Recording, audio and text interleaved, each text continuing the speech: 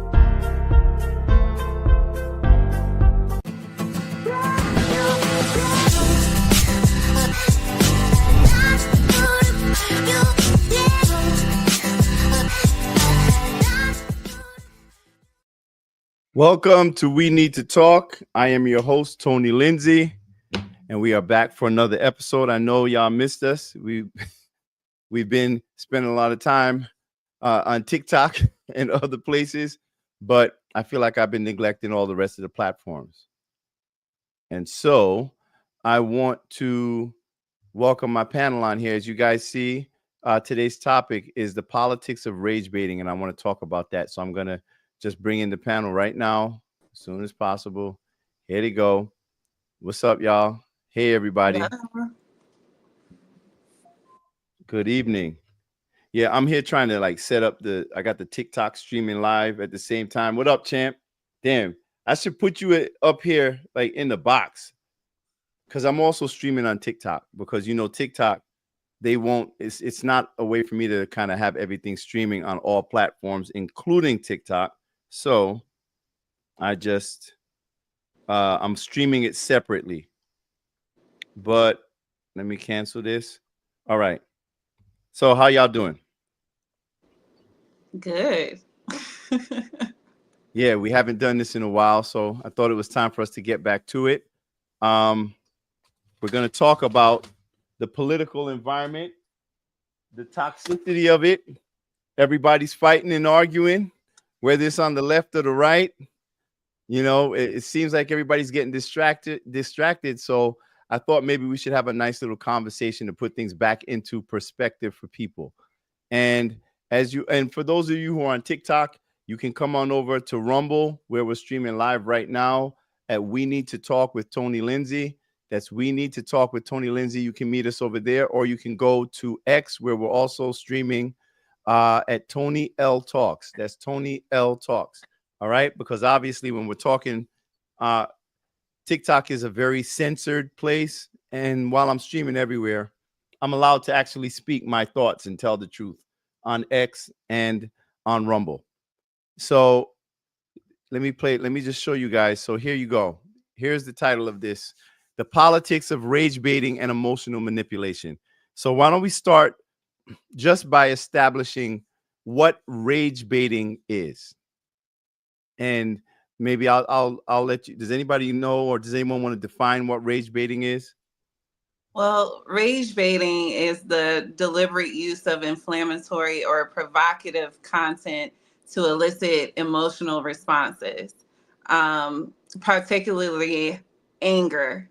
They want to get you angry so that you can have that type of anger or angry response. So it's basically, rage baiting is to manipulate the emotions to drive engagement on social media or, bolster political campaigns.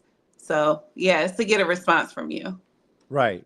So Champ just says shock value politics. Yeah, and I think it's even more. It's even not just on social media, because I know the typical definition of rage baiting is in order to get clicks and views, which is something that is definitely happening. Mm-hmm. But I think we also see it taking place in Congress. You see it taking place in the media, and the easiest way to get people not to listen to each other is to get them angry. And so that's what we're seeing. And I think there are a lot of people who are invested in that, invested in the chaos in order to push forward like their own agendas. And maybe if we can provide maybe an example of rage baiting for those out there who may not fully relate. Like when I think about rage baiting, I think about, let's say, the issue about women, like men, like biological men in women's bathrooms.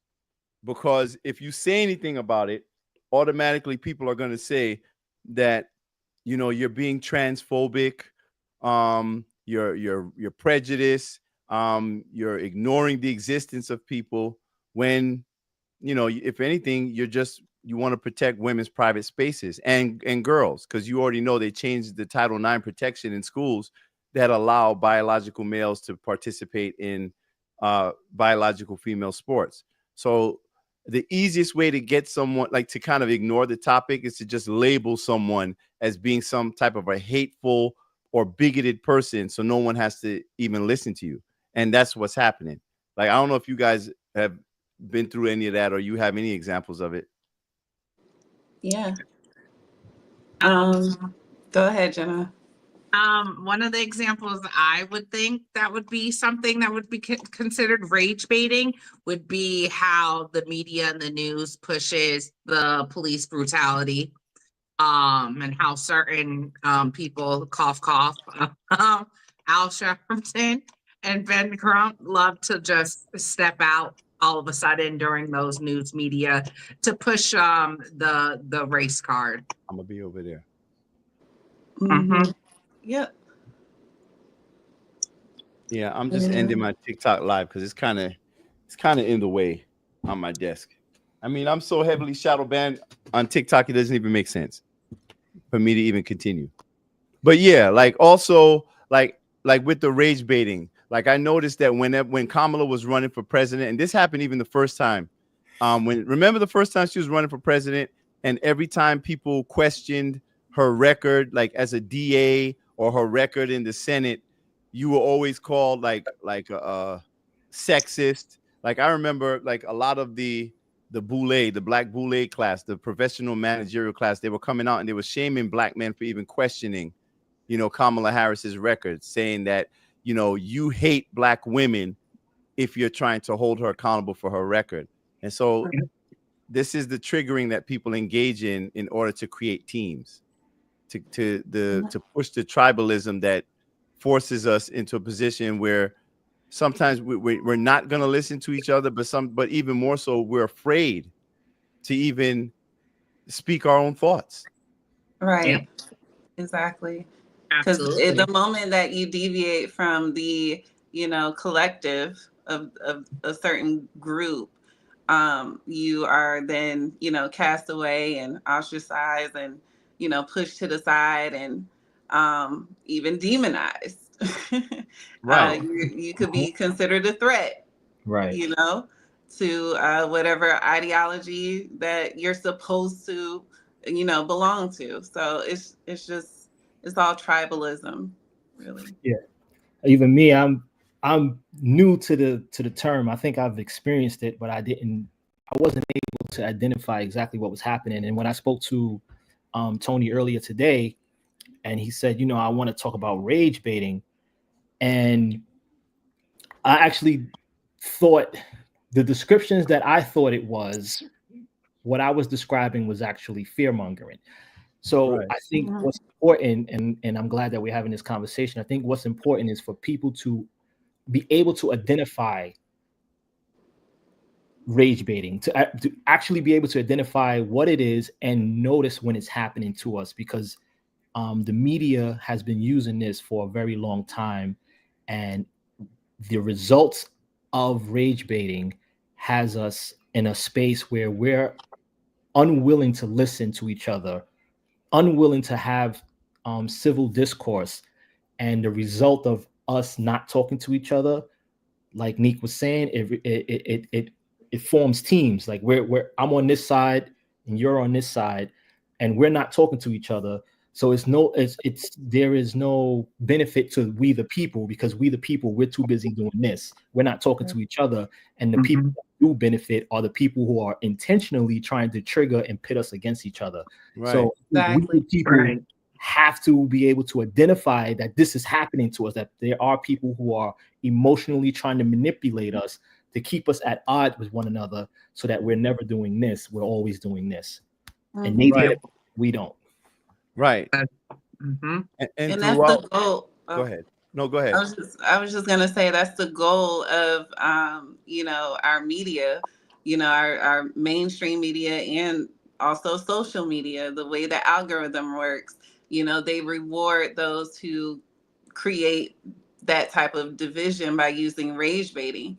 And yeah, it's just another way to distract us from things that actually matter, you know, real policy. Even when there is, you know, a policy or a bill that we need to pay attention to, it's like it only gets attention whenever there's some rage baiting. It's crazy. Right. You got to get people angry or emotional, right, just for them to pay attention. That's the only time it matters. Exactly. Right. But the problem is, when you get them emotional, in order for it to matter to them, they're not approaching it logically. So now you're just creating an even bigger mess. So everyone pretty much ends up missing the point. They don't see the big picture, and they're not even looking at the people who are invested in the division. And I'm seeing a lot of people being manipulated. And I'm not even just talking about you know, our elected officials, but I'm just saying in our entire political environment, where I'm seeing so many people who are being used for an agenda of divisiveness and chaos, and they're not seeing it. They're not seeing the play. And all the while, and I noticed that this did seem to happen, like even just like out in these little political streets, right? You know, there was a lot of tension coming up to this election. And you were telling me something, Craig, like about a conversation you had, like somebody, Like people are like legit going into depression after this election. Like go ahead. Like I was telling you earlier that I really feel like someone should be held accountable for the emotional and psychological damage that this election has really done to people. True. And it hit home for me recently. I was talking to a good friend of mine that I hadn't spoken, like we speak sporadically, you know, through social media or whatever. But I had to really check in with this person and talk to them to get some information from them. So we actually spoke on the phone, not just through texting. And, you know, after we settled all the information, I was like, well, how are you? How's everyone? How's the family? And they let me know, like, listen, I've been going through it. I've been in a real dark space. You know, I'm like, you know, what's going on? You know, I'm thinking there's maybe a sickness or somebody's, you know, is unhealthy in the family. And they're like, no, you know, the election, you know, I went through depression after, you know, Kamala Harris lost. Damn, and I had to seek therapy. And it really, like, at that moment, because this was a real good friend of mine, this is a really close friend of mine. And at that moment, I realized that the manipulation, the emotional manipulation that the Democrats were able to pull off. And you see like threads of this, like when you watch how strongly invested in their stance people like Sunny Houston or Houston, whatever her name is. When you see someone like that, where she just can't be moved off of her emotional standpoint, you really start to like kind of appreciate how much of a mind job that the Democrats were able to put on people. Angela Rye. Right. And Angela Rye was another example that every time I see Angela Rye, it really looks like she just finished crying. Yeah. Like Angela Rye has been a mess since that election. Yes. And I'm thinking to myself, like, what these people have succeeded in doing, they should be held accountable. Like somebody should syndrome. Or they should be offering some type of like help services for people. Mental health services. Yeah. Yes, because people really were emotionally invested, and I feel bad because now it's like they're dealing the aftermath, the fallout of all of that. Like the political machine that created this situation, they go on, they're still making their money. You know, they still have their positions. They're going to be good whether whoever won. You know what I mean? If Trump won, if Kamala won, they still was going to be rich. They get to go on and live their life. But the fallout is us, we the people. These people that are going through this trauma, they're trying to navigate that. Right. And no one is held accountable for creating this situation. And I just think that's really, really, really, really, really sad, bro. I think Liquid Thought has a great question. Yes. How do you teach people how to recognize that they are being baited? I think you need to use constructive critical thinking skills. You need to be able to weigh out the pros and cons. Okay, I'm seeing this on the news. Does it result in division between a group of people, race, sex, your sex, who you are as an individual? If so, if it ticks almost every one of those boxes, I really think that people need to say stop and think, like, maybe I shouldn't take this in. Maybe I shouldn't take it at just face value and what the news is telling me. Maybe I should go do some more research and look into this so you don't fall into that mind manipulation. It's just manipulation, basically, and it's manipulation tactics. If you want to look at, you want to call it waterboarding without the water, that's basically what it is. Right. You know what I would also say, another way of detecting those people or figure out how you're being baited is by looking at what they have invested in it. What do they benefit from it? And also look where they place themselves in the fight. Because if they conveniently get you riled up, but they're not in front leading the charge, that's another tell to let you know that they're not as invested in it as you are. When they're willing to actually sacrifice you as a pawn in the fight. And a lot of people don't realize that. Like sometimes we get into this idol worship and this tribalism that we find ourselves just committing to something. And then by the time we look at it and we think back, like, hold on, wait a minute. What was I doing? And then when you look around, the people who were baiting you into this, they're nowhere to be found. So that's another way that you guys can definitely tell. Right. Exactly.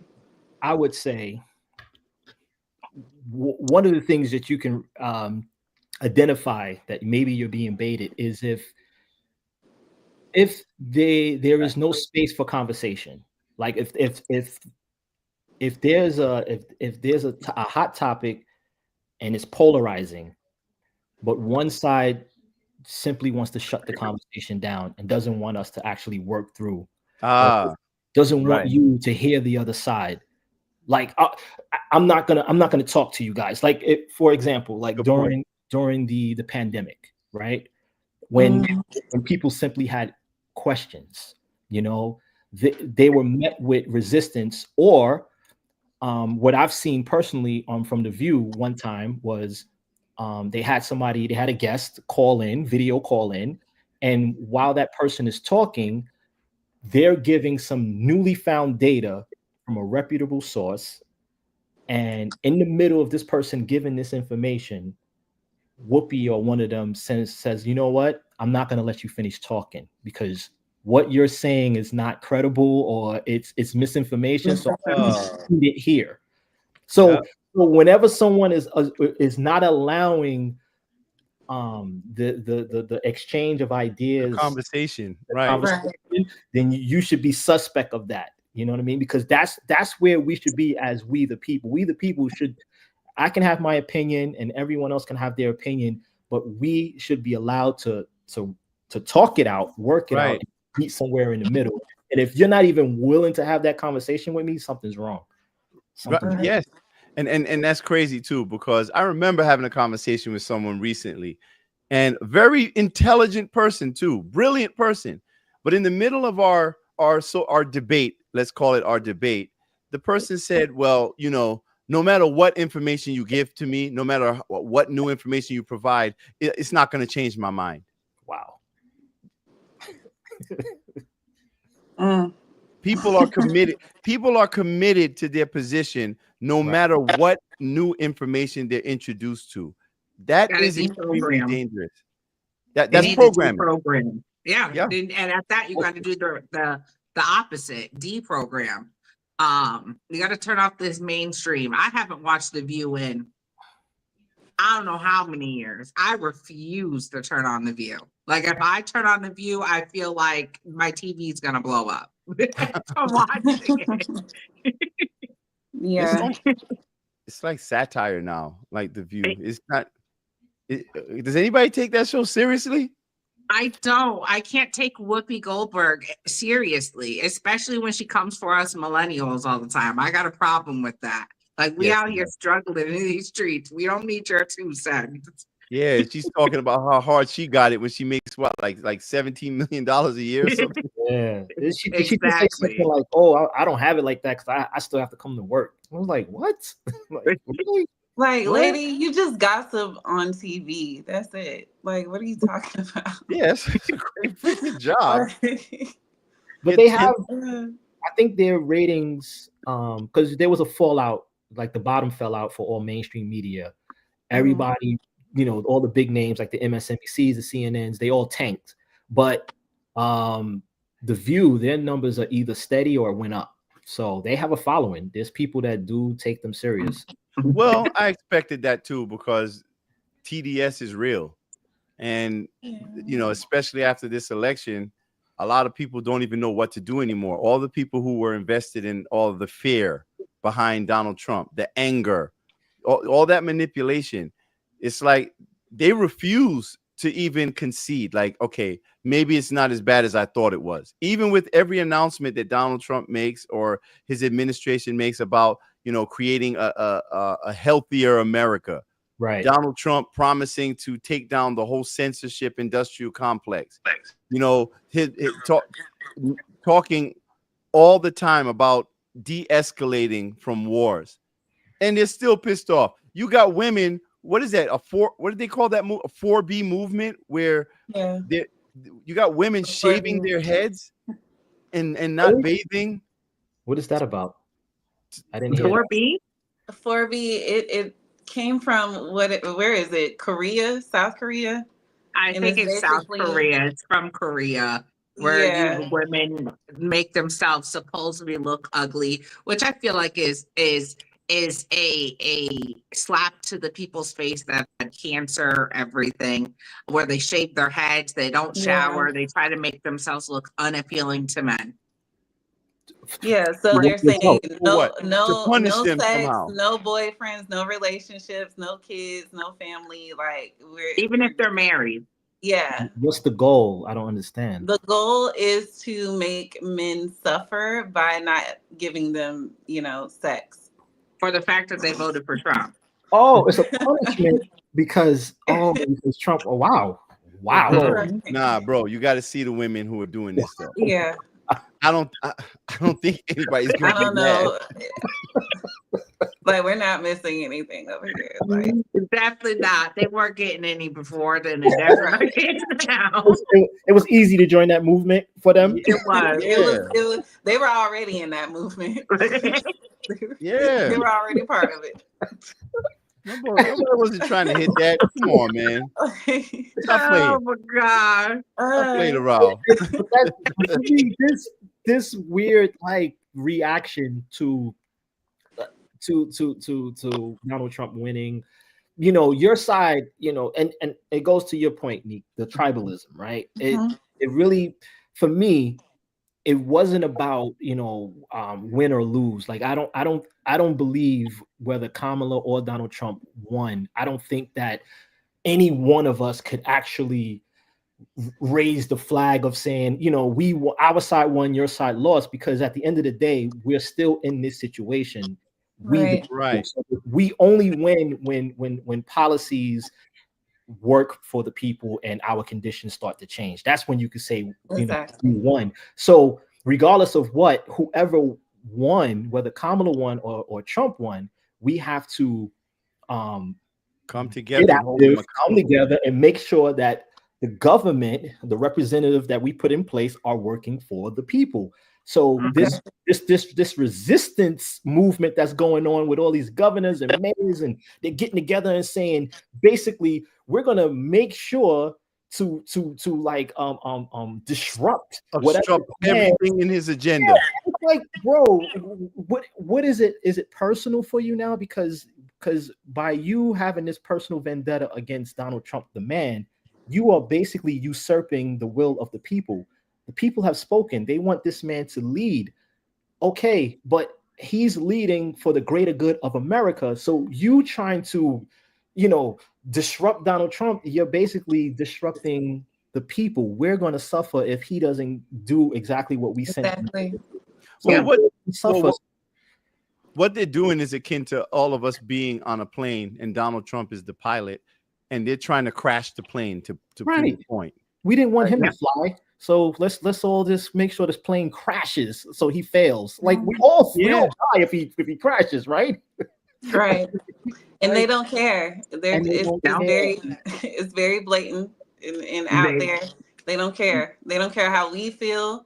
The most that they can do is basically just keep us divided by distracting us with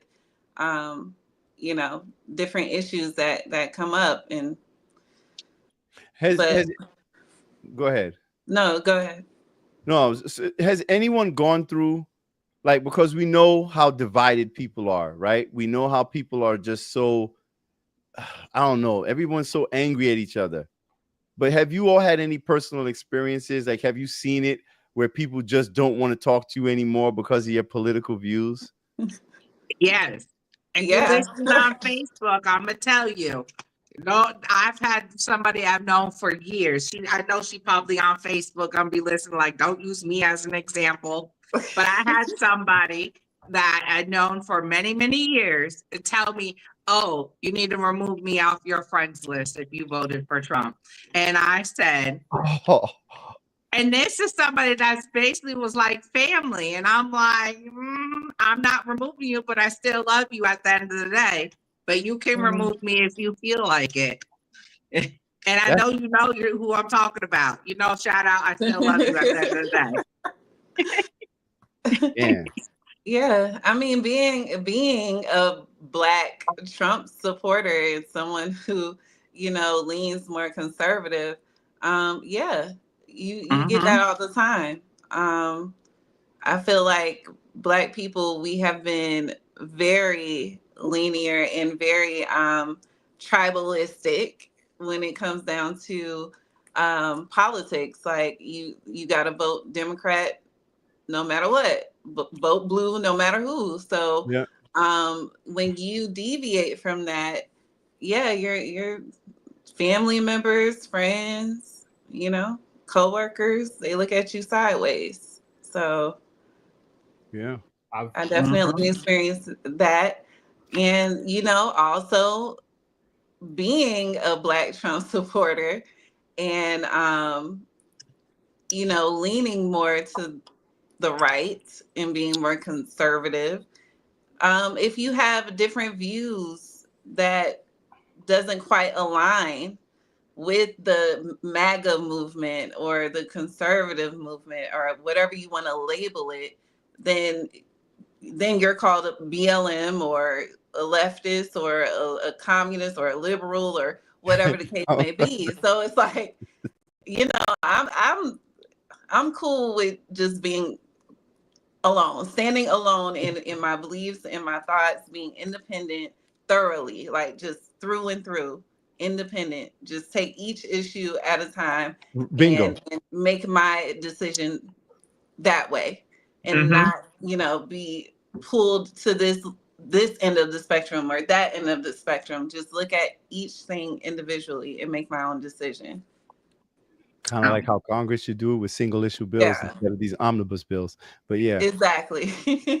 Agree. I like that segue.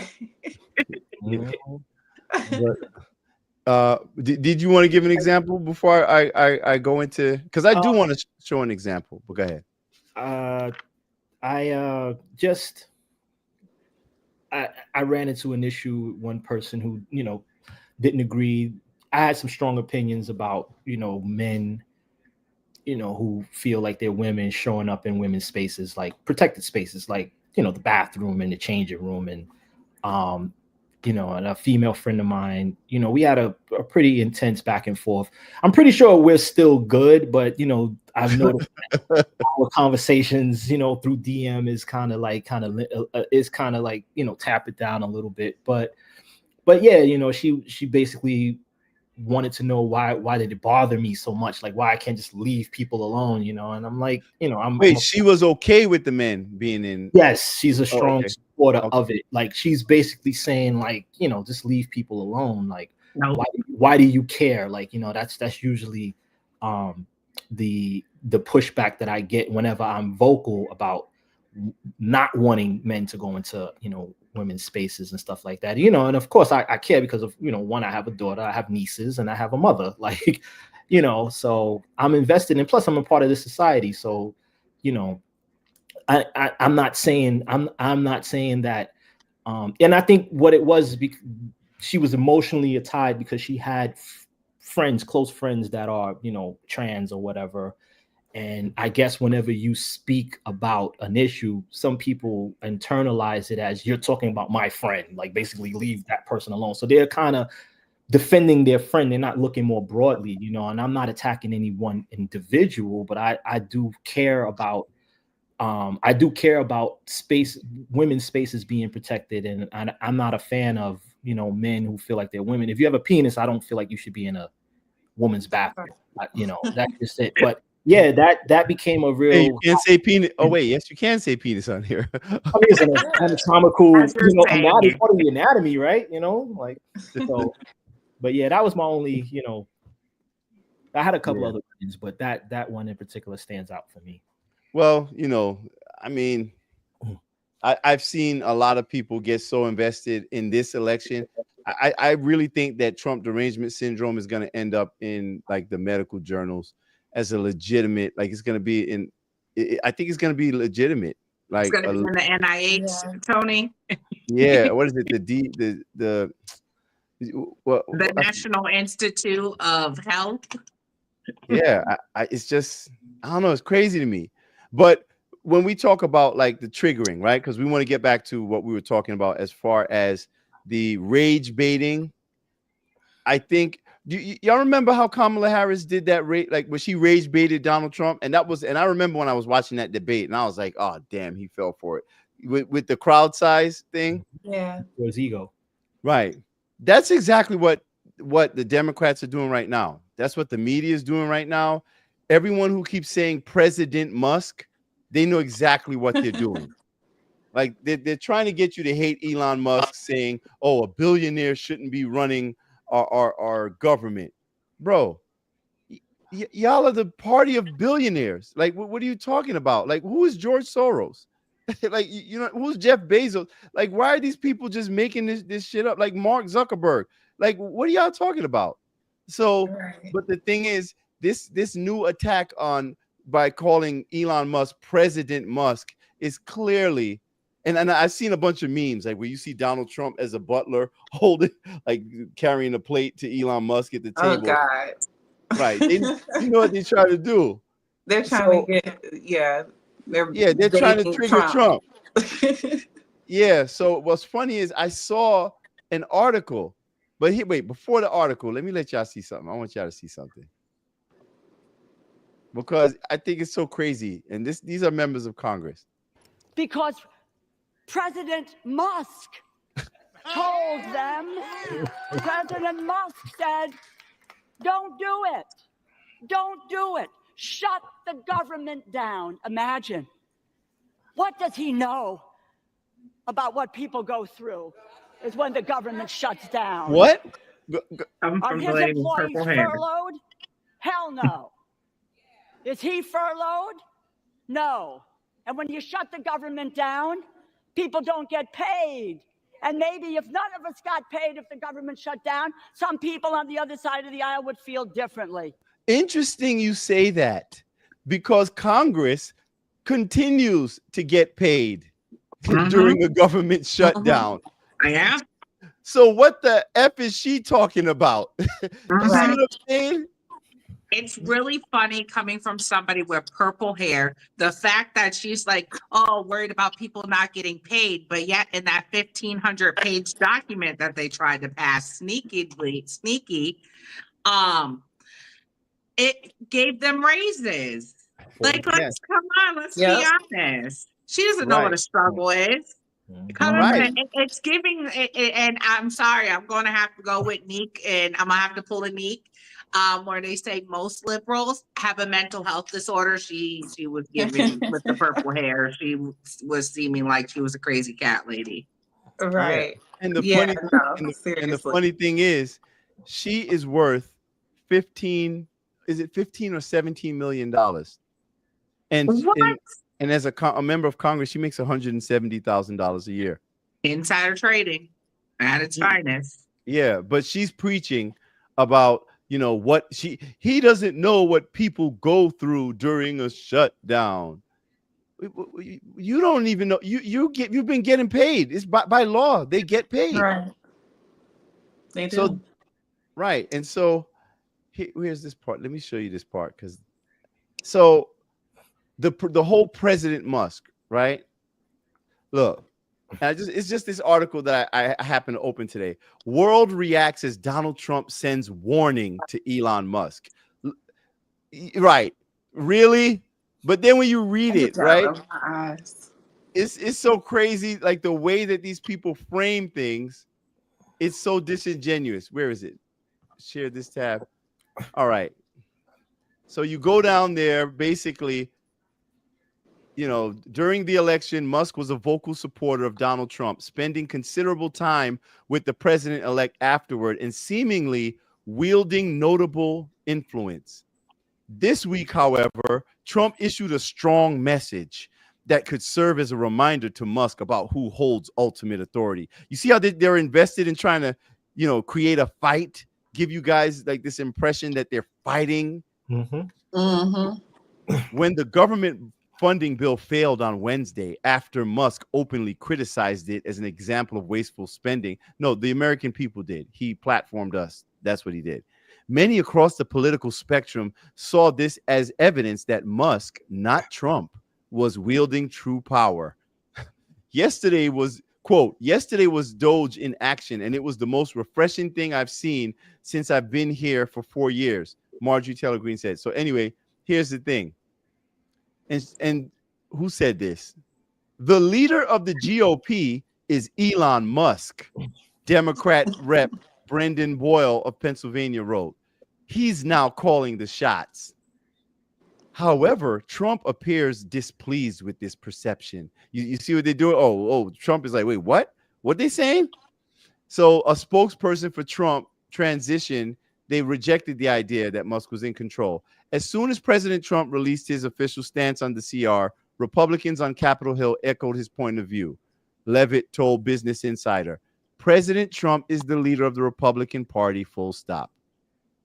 This statement clearly signals a warning to Musk not to push the boundaries too far, and it sparked a lot of reactions. You see what I'm saying? They're trying to create. They won't stop. They want to crash the plane. Right. It sounds like gossip. Like, ooh, girl, ooh, did you hear about what Trump said about Elon? Like, grow up. Right. Yeah. They want to distract us from what they were trying to pass in that bill. Mm-hmm. And in this article, look what they put. Haha, a Trump spokesperson actually acknowledged it, so it is bothering him. One person wrote a Reddit, and then the next one, quote, people need to keep up with the President Musk talk. It sounds like such a petulant idea, but we're talking about a narcissist who was most triggered during the debates by the suggestion that his rallies are boring. He can't handle being you see, so they're saying, let's crash the plane. This is like being on the Titanic and watching your two least favorite people get into a fight as the ship sinks. We're all going to die, but at least we'll get a little satisfaction on the way down. What the hell? Bro, this is the mind of the left. That is the mindset, bro. Wow. Exactly, OG Tone. Person wrote on Reddit. This is what they see as valuable reporting. Damn, bro. I thought the crashing the plane was just an analogy. They actually describing our analogy right here in this article. They're describing it. They know the Titanic is sinking and they're happy. They're like, yay. And they're fighting as we're all gonna die. Yay. Instead of trying to work to save, like maybe we don't want this plane to crash. Rage baiting. Yeah. And speaking of rage baiting, I know you guys you saw how like Elizabeth Warren and others kept saying that that the Republicans, they block funding for the child cancer research. Have you guys heard about that? They kept saying that because they want everyone upset, like, oh, this bill had child cancer research in it, and the Republicans, they wanted to stop it, but they didn't tell anybody about this, about HR 3391, which is the Kids First Research Act 2.0 that was from March of this year for cancer research. That bill went through the House with almost unanimous support, but it was stuck in the Senate and it just sat there until now. Why would you withhold that? They wanted to use it as leverage. Yep. Or you know. Right. And piss people off. Yeah. Right. And but what they didn't tell you was about all of the things that were actually in that bill that would have pissed the hell out, pissed all of you off. One of them being pandemic prevention, preparedness, and response. That was one of y'all know what that is, right? Look there. That's that WHO, the Summit for the Future bullshit that we've been warning everyone about, where they're basically handing over authority to foreign nations to make decisions on behalf of the United States, taking away our sovereignty as a country. This is this one world global order, this one world government nonsense that they've been trying to usher in, where you'll be having surveillance. This is mandates. Remember the mandates? This is what they snuck into that bill. Guess what else they snuck into that bill? They snuck into that bill funding to revive. Where is it? To revive the Global Engagement Center. Yeah. Let me just tell you guys what it is. Let's read their mission statement: to direct, lead, synchronize, integrate, and coordinate U.S. federal government efforts to recognize, understand, expose, and counter foreign state and non-state propaganda and disinformation efforts at undermining or influencing the policy, security, or stability, blah, blah, blah. What is it? To be a data-driven body leading U.S. interagency efforts in proactively addressing foreign adversaries' attempt to undermine U.S. interests using disinformation and propaganda. Censorship. It's the censorship. It's the censorship industry. They wanted to sneak in funding to continue censoring you. That is literally what they were trying to do under the guise of foreign adversaries. Because we know when they say foreign adversaries, they can use this under the umbrella of national security. But here's the interesting thing. So this agency is used to protect us from foreign disinformation and propaganda, right? Meanwhile, our own media is allowed to provide us with disinformation and propaganda through the Smith-Mundt Act. Go ahead. I was just about to say that. I was just about to bring up the Smith-Mundt Act, and you already did. I'm sorry. But tell them what did Mr. O do? Go ahead. Well, it was originally the Smith-Mundt Act was put into place to stop foreign propaganda within the United States. So that's what would be in place. So this is just basically it's basically would be an impact to our First Amendment right, if I'm correct, Tony. Yes, absolutely. So already, wait, what is the Smith-Mundt Act? Because this is new to me. Yeah, I will read you what it is. Okay, it's been around since I don't know what year. Was it the 80s? I'm not sure, but it's been around for a long time. But under Obama, he updated it. He amended the Smith-Mundt Act. It was supposed to protect us from foreign propaganda and things like that, where you can go after people for that. Sorry to interrupt. No, here it says the act was developed to regulate the broadcasting of programs for foreign audiences produced under the guidance by the State Department, and it prohibited domestic dissemination of materials produced by such programs as one of its provisions. So it's basically to stop propaganda. Basically, it's a propaganda bill. It actually was recently had provisions under Obama in 2012 that went into place in 2013. And this is why a lot of people say we have the type of propaganda that we have today, that the left, I'm sorry, but it's the left that like to use it and mind manipulate. And this is why we're having the topic today about rage baiting. Right. I mean, just that provision that allows domestic propaganda is like the perfect tool for rage baiting, right? And manipulating the public. And I was having a conversation with Craig earlier today, and he was like, yo, I think there should be some serious lawsuits against the Democrat Party for what they've done to the people. Like, people are legitimately going through like mental crises behind this shit. Like, people are like depressed. People have killed themselves. Like this, like suicide. Like, it's crazy. Women cutting their hair off and all of this shit, and I'm sure, listen, we already know that, like, based on like the Pew Research study, that 62% of white liberal women have been diagnosed with a mental illness. So I'm just imagining what is going on now after Trump won this election. So bro, I do believe they should be held accountable, but I don't think they would be able to with the Smith-Mundt Act the way that it currently is. Yep. You see what I'm saying? It allows it. And I just think it's so reckless. Why should you be allowed to lie to the public if you're, a member of the news media? Just think about that.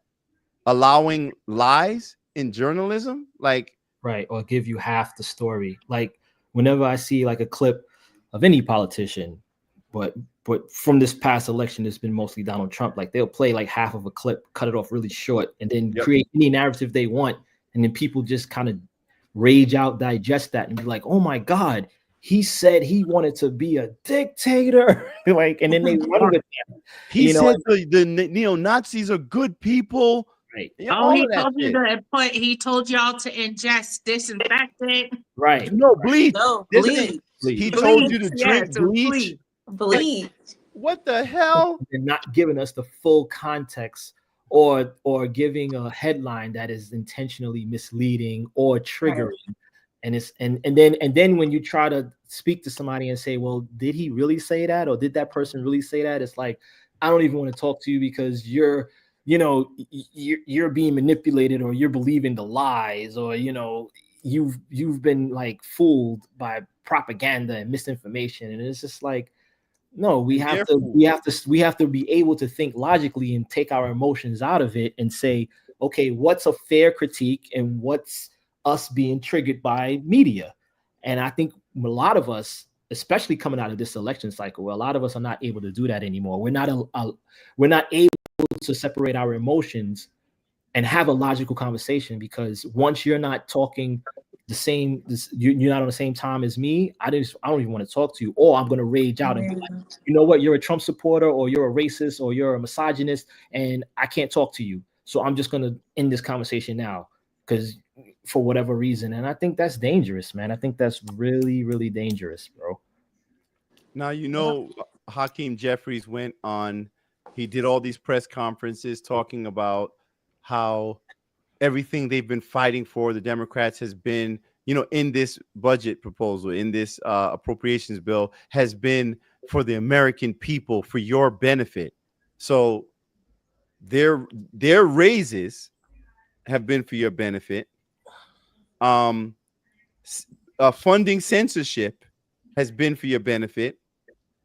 Money going towards the WHO pandemic response, mandates, and surveillance, that is for your benefit. What else is for your benefit? How about this? This is one of the provisions in the CR. It basically blocks subpoenas from, I'll read it. Upon a motion made promptly by a House office or provider for a House office, a court of competent jurisdiction shall quash or modify any legal process directed to the provider for a House office if compliance with the legal process would require the disclosure of House data. Do you know what that means? That means Congress now has the power to block any subpoenas. They basically can't go after anybody in Congress, no matter what they did. Oh, they're insulating themselves. Mm-hmm. Yeah. So that means giving themselves a raise and then insulating themselves from accountability. Yeah. Oh, and that's for us. Yeah. Right. Right. Just think about the January 6th investigation. Right. Because we know that shit was bullshit. That whole J6 committee. Right. Mm-hmm. But no, they tried to sneak that in, that you can't go after anybody in Congress. So even if they break the law, you cannot. So Bro. You want to know what I find funny about that is the fact that all this time on TikTok and in other discussions, even on Facebook, the left love to talk about police immunity, but yet, and they say that, oh, Trump's trying to give police total immunity, that nobody will be able to get a lawsuit. No, they'll never be able to be held liable. But yet the thing is that I find it quite funny to think that the left would be okay with Congress getting full immunity, basically, or immunity from being sued or lawsuits. And that's why they had to sneak it in there. Mm-hmm. Mm-hmm. That's exactly why they had to sneak it in there. And that's the problem with all of these omnibus bills. Like we should only be doing single issue bills. Exactly. Yep, I agree.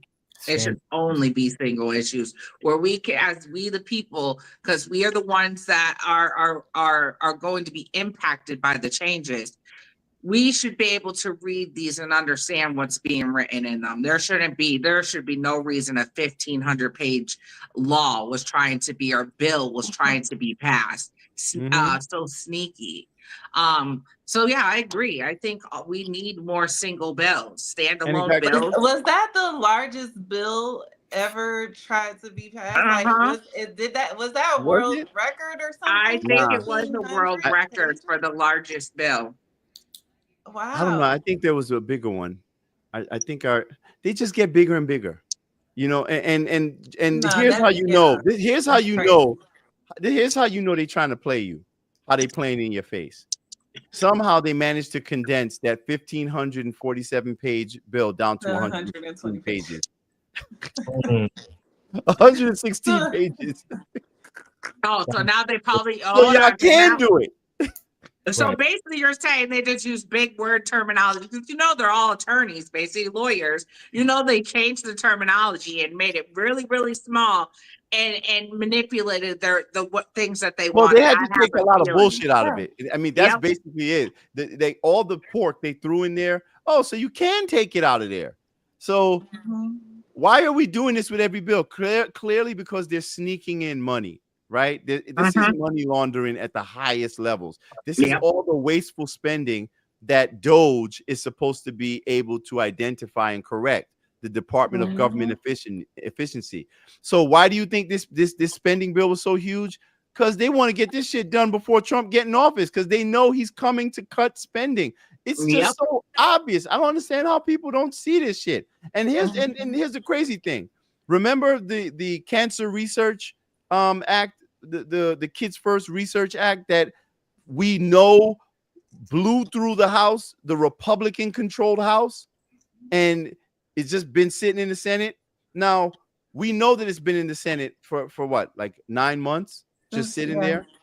Now I saw someone say, well, that's because Rand Paul voted no on it, because Rand Paul was against it, because but they didn't tell you why he was against it. And that's the funny thing. And I think I took the quote because I wanted you to know why he was against it. But here's the funny thing. So you're telling me in a Democrat-controlled Senate, Rand Paul saying no somehow holds this up from putting the bill on the floor? You see how they gaslighting you? You see how they gaslighting you? But guess what? But why did Rand Paul say no? Why did he vote no? Let's look into why. It was held up. Rand Paul objected to the Senate version of the bill, which added, first of all, the original bill was 63 million. Do you know what the new version of the bill was? 190 million. It went through the House as a bill where the total amount was $63 million. 63 million. Somehow when it got to the Senate, they were like, hold on, let's throw this in there. Let's add this in there. Let's toss that in there. And the 63 turned into 190 million. So you tripled it. So Rand Paul, the reason why he said he was against it was because he was saying we don't need overlapping money going into overlapping agencies. We're paying for the same thing, right? So what did he say? Because I want to quote him. His reason was to make sure that there's no overlapping programs when we're spending money to do the same exact thing. In other words, no money laundering. Right. Yeah. Where did y'all find triple the money as soon as it got into the Senate? These people are stealing from the American people. Right. And then they're gaslighting you by telling you that they're doing all of this for you. Right. That's wild. I mean, the bill was going to actually divert approximately $200 billion from Social Security. Like they were really trying to steal from the American people. For real. Oh, damn Well, it. they Go did ahead. that previously. They actually got away with it sneakily. Well, sneaky. Well, I keep saying this. Hold on. But I understand. anyway, they did it previously with the funding for the relief. They took from Veterans Affairs and they took from that and they pulled from it. And then FEMA had to come out and say, "Hey, we didn't do that," Yeah. even though they did do it. Just But liars. But if there's one thing that we should all get from this is that our elected officials are gaslighting us. They are rage baiting in order to get us to agree with things that are against our best interests as the American people. We have to stop falling for the banana in the tailpipe because they're getting away with this shit too much. And after a certain point, it's like we're to blame.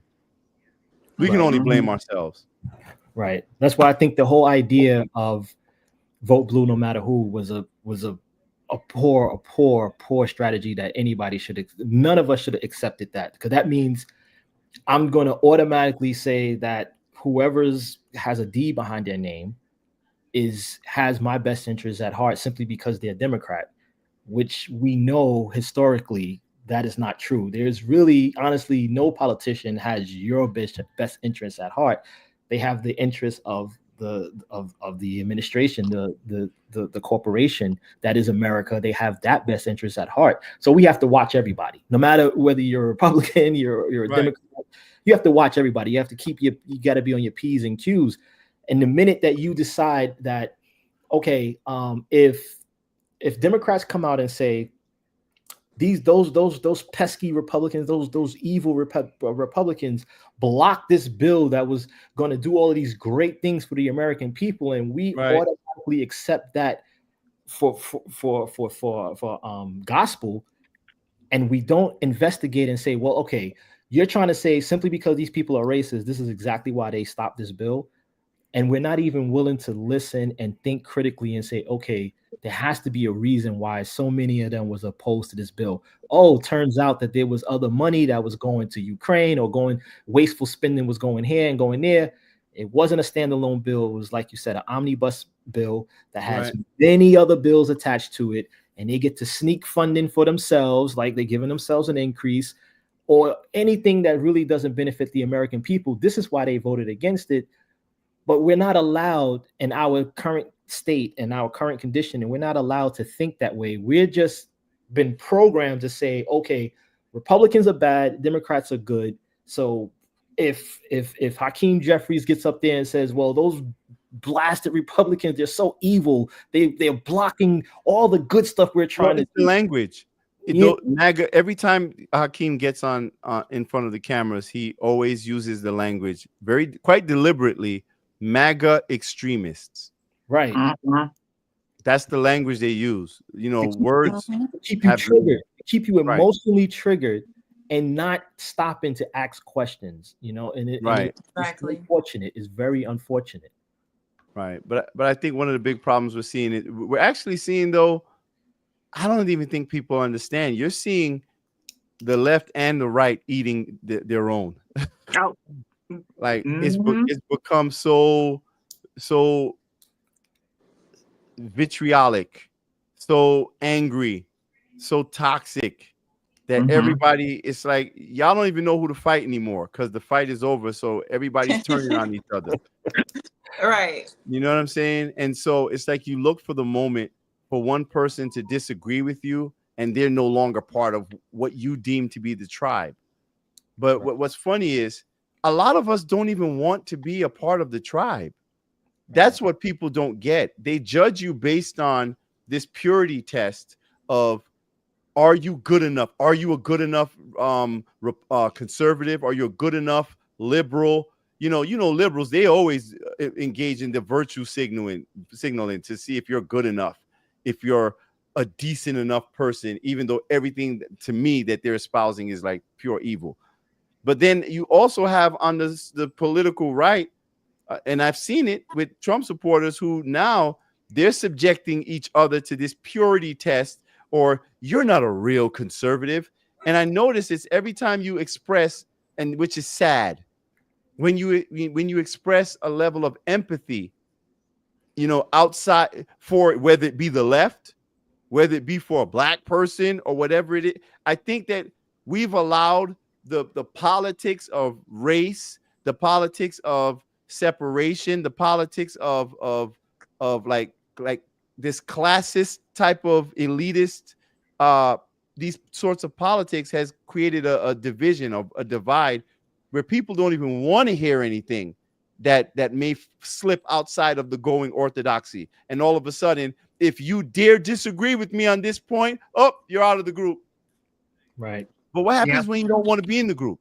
And this is what I would encourage people. Stop it with the tribalism. Stop signing up to be part of the group, because another word for that it's a mob. Y'all are part of the mob, a cult. Yeah. It's a cultist sort of following. Think for yourself. Ask questions. Anybody who's telling you not to ask questions is someone you cannot trust. Stop allowing yourselves to be manipulated, because I've been seeing a lot on the right. Shit, I've been attacked like crazy ever since the Daniel Penny verdict. You understand? I watched that case from the beginning. Now, you can feel what you want to feel on that, and I'm not even going to try to litigate that. But I was in a conservative space, a space where I was actually welcomed, right? For a long time. Ever since I said I was voting for Trump, everybody was like, "Oh, come on in, black guy. Come on in. We love you." And I'm going to tell you why I'm saying black guy in a second, because it never was about race for me. But the moment I gave an opinion on the Daniel Penny, Jordan Neely case that did not align with the orthodoxy of the room,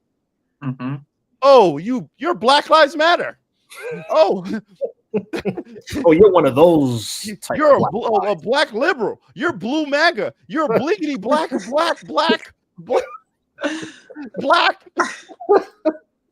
like, wait, I'm not even talking about race.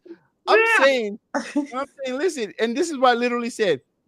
Do we all agree that Daniel Penny he could have had the best of intentions in what he did, but he went too far? Yep. The majority of the room was like, you know what? Yeah, we agree with that. But then when I asked this question, well, do you think he should be held accountable for that? All hell broke loose. Now, a lot of people did say yes. But then there were a lot of people who got angry at that second question. And it was, because he's black. I never said a thing about black, but I noticed that a lot of people's latent biases started to pop out. And for me, it's sad to see that a lot of the things that I see on the left, they do also take place on the right. I do think when it comes to like the conservative politics, they have a lot more sense. They're a lot more sensible. They're a lot more fact driven, which is what attracted me. But listen, I have conservative views. I don't know if I have liberal views, because I'm not really sure, because they just kind of went crazy. But I think for myself, my gauge for my politics is right versus wrong, not left versus right. And when people try to put you in a position where you have to choose sides, you need to walk away. You need to walk away. Don't choose any side. You understand? Sometimes it's actually beneficial to be politically homeless, because you don't want to join part of any mob. And that's the message. Because I know some of y'all who are watching this right now on TikTok, y'all like looking for me to like address certain things. I'm not calling people out because it's petty. I think what we've seen is that people don't know where to turn their anger. They've been so invested in the fight that it's like the battle. You don't realize that the battles, this is just a battle that we won. The war is still raging on. So you don't have time for all of this infighting and that bullshit. You understand? So I just think we should abandon the tribalism and stay on task. Because once Donald Trump got elected, I was like, oh shit, all right, we'll take a break. We'll come back in a couple of days and we get back to work. I don't really see that happening right now. And I see the left pushing real hard, doubling down on that propaganda. They're doing it. You see Joe Biden is trying to obstruct everything that Donald Trump is trying to do. The rhinos are doing that. These establishment Republicans, they're trying to obstruct his agenda. But guess what his agenda is? It's your agenda. You know why? Because the majority of you voted for that. We saw the electoral map. We didn't just look at, the states. We looked at the districts. And this was a red flood, a red tidal wave. And that's not to say that you're all Republican, but I know that a hell of a lot of you Democrats were afraid to speak up and tell people that y'all were voting for Trump. Ask yourself, why were you afraid to say that you were voting for Trump? Why didn't you? Because you were afraid of the mob. Don't join the mob, no matter which side of the aisle it is. Because I will tell you, at least in this space where we need to talk, we're going to talk with everybody, whether you're the left, right, independent, black, white, gay, straight, whatever, because the point is for us to reach common understanding through open discourse with each other. Exactly. And sometimes your feelings are going to get hurt. Yeah. We need to see people as individuals rather than, a representative of whatever group, Yeah. Right. Because and anyone I'm done. Don't that's put smart. me in any group, any box. Like, I'm Nick Leon. That's it. I'm Nick Leon and I voted for Trump. Right. Right. And anyone that tries to assign you to a group or a side, that's not a friend. It really isn't. You understand? Then that's not a friend. But yeah, I know a lot of people, they've, and even if you look at the media, you see Joanne Reed and all of these people who are telling you, they're encouraging you not to spend time with your family during the holidays if they voted for Trump. They literally had a psychologist get on there and co-sign that. Bro, I feel like they might want to I think they're probably going to erase this era from the history books as an embarrassment, a historical embarrassment. Like, no one's going to want to even acknowledge this shit. Right. It's like sour grapes almost. It's like you said, Donald Trump is flying the plane now, but we're so angry. We're trying our best to make sure he crashes, even though it would impact us just as well as him. And I think when Donald Trump had won his first election, and Dave Chappelle, I think he did a monologue on SNL. Yeah. And he basically, just to paraphrase what he was saying, he was basically saying at the end of the day, he's at the head. We're going to give him a shot.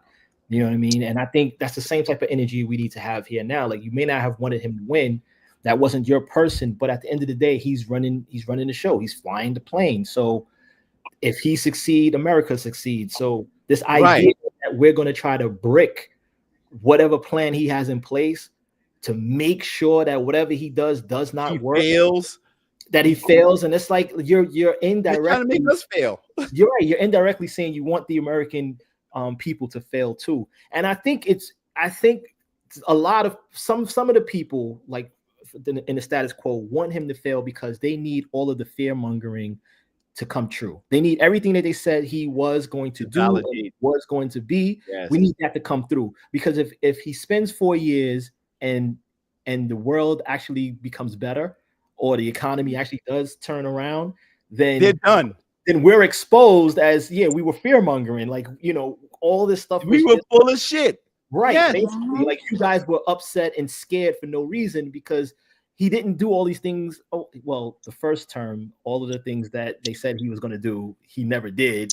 And then, ironically enough, Biden got in office and did everything they said Donald Trump was going to do. Right. Exactly. Right. But, that's neither here nor there. But I'm just saying, I think that they are worried that he's going to succeed. And I think that's the wrong place for us to be. That was it right there. They are worried that he's going to succeed, because what's going to happen when he succeeds? The Democrat Party's done.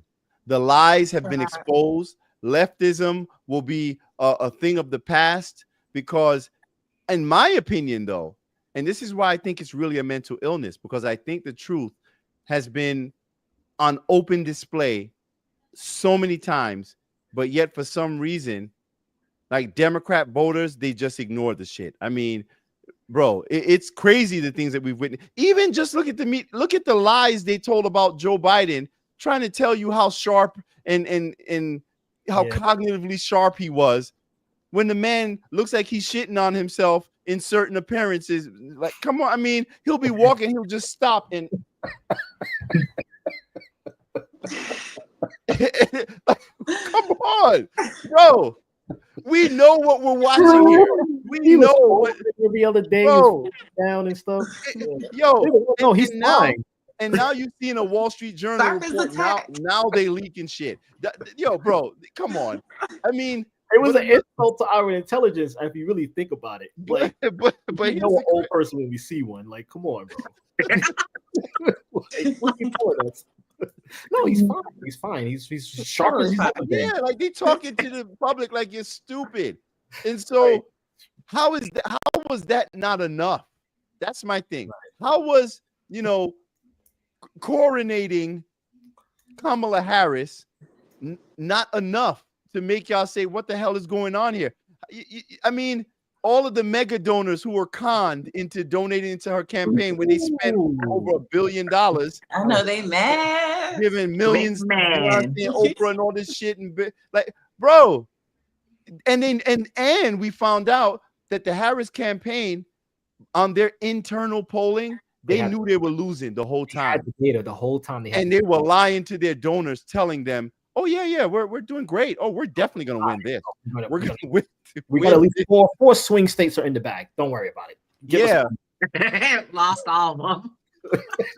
All of them. Facts. And they had polling.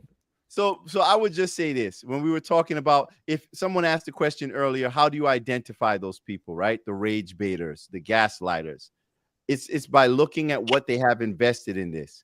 And also, let's just see, how authentic are they? I would say this. Look at all of the people in liberal media, leftist media, who are now willing to give Donald Trump a chance. Right. Look how all of a sudden they're so amenable to the things he has to say, some even praising him as brilliant.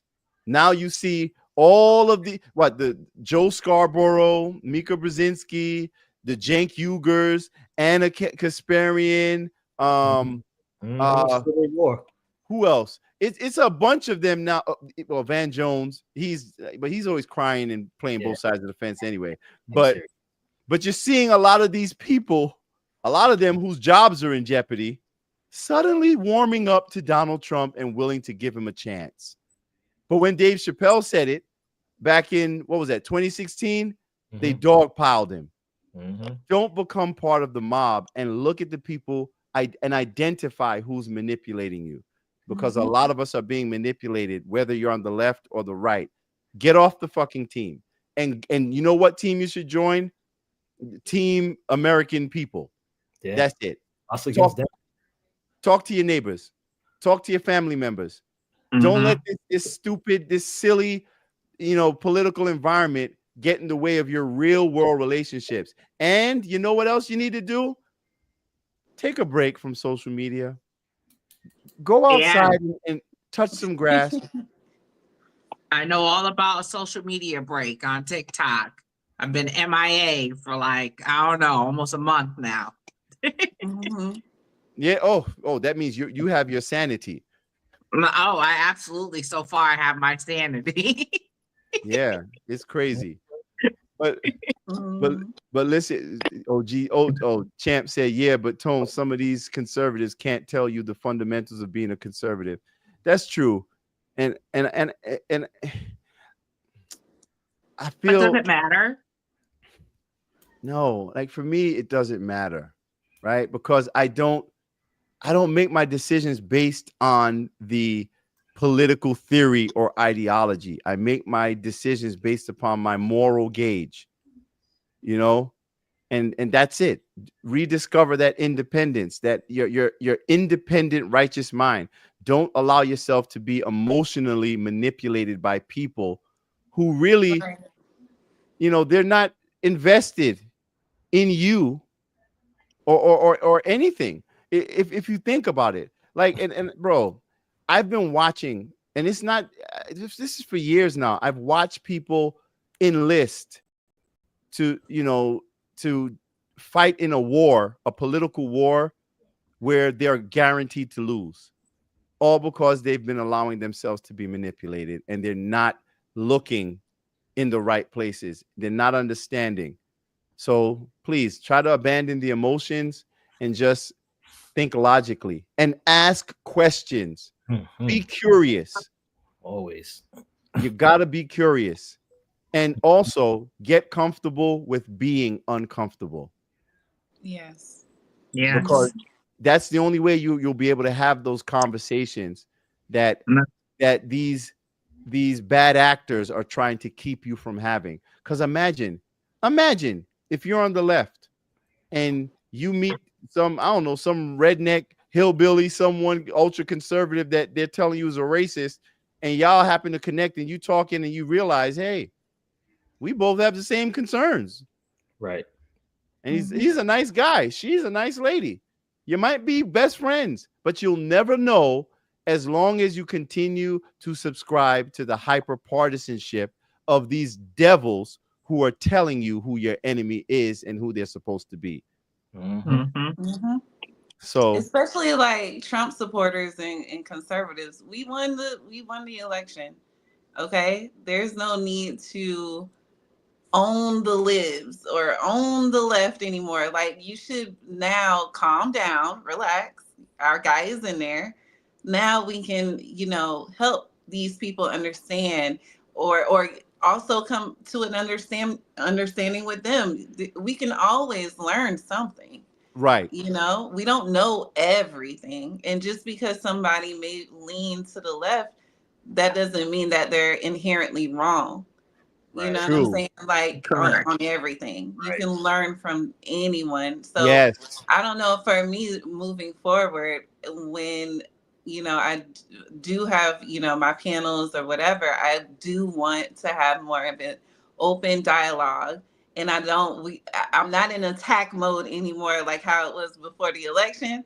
And it's like, okay, we got to round them up. Like, let's go. And it's not attack mode anymore. Like, now it's time to actually come together, because if we don't, then it's like, what was the purpose? Like, nothing. what was the point? Yeah, it's gonna be tribalism nonstop.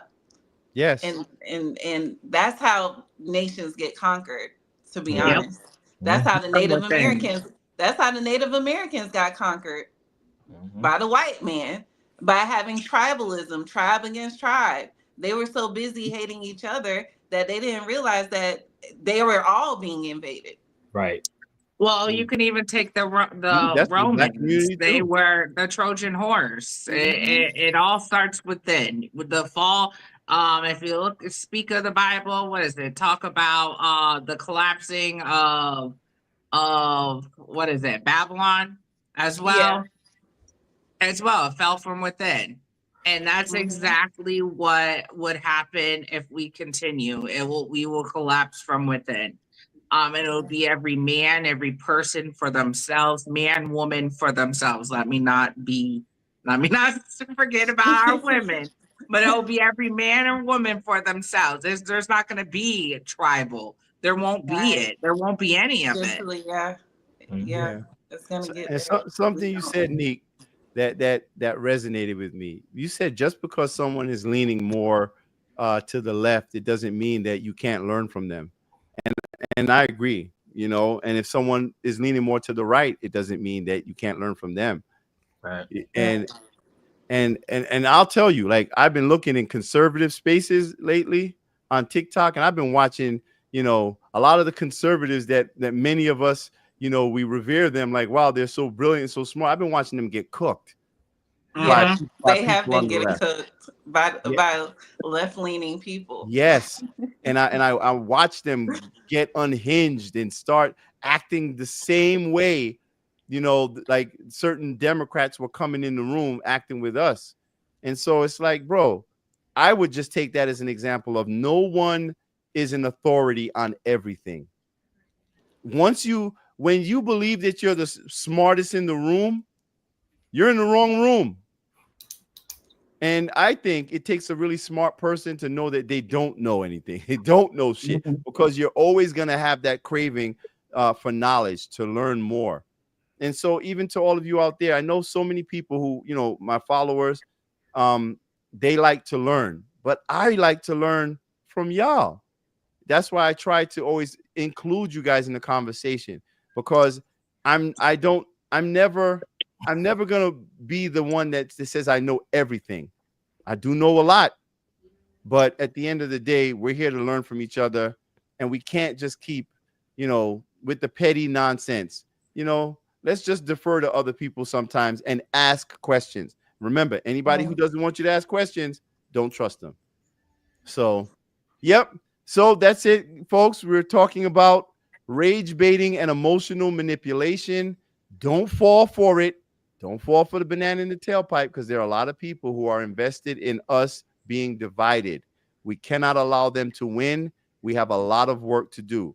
And whether you like Donald Trump and whether you hate Donald Trump, at the end of the day, he is the pilot of this plane. Don't try to crash it in order to prove a point. Let's all land safely and do what we can to hold him and anyone else in his administration accountable. And with that, I say thank you to you all for joining us today, and we're out. Peace. Yeah.